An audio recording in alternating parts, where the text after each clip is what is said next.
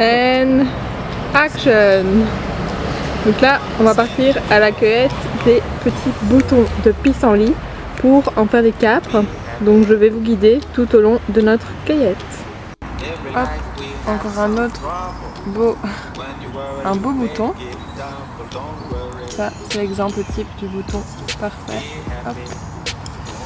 Et on continue notre petite cueillette jusqu'à avoir une bonne dose de petits boutons.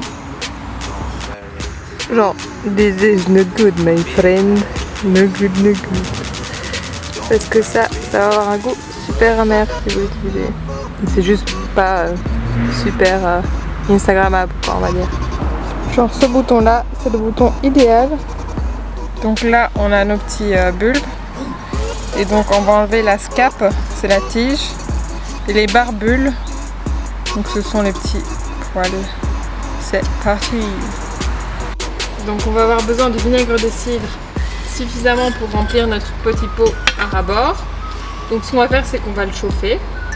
Mais avant ça, on va enlever la scape. Donc la scape, c'est cette tige. Et ensuite, on va enlever les barbules. Donc c'est les petits trucs qui dépassent. Pour ne garder qu'un bouton ainsi. Et alors, donc on va chauffer le vinaigre et on le mettra sur les pissenlits. Et alors, il faut attendre une semaine avant de consommer les capres. Et ça se garde plusieurs semaines dans un bocal hermétique au frigo.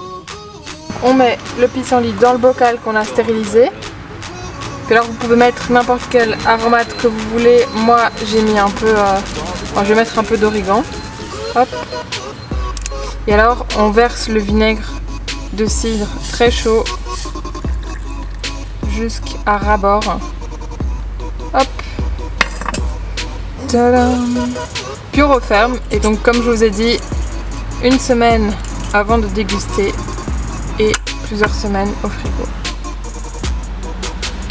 Et voilà, les petits capres de pissenlit.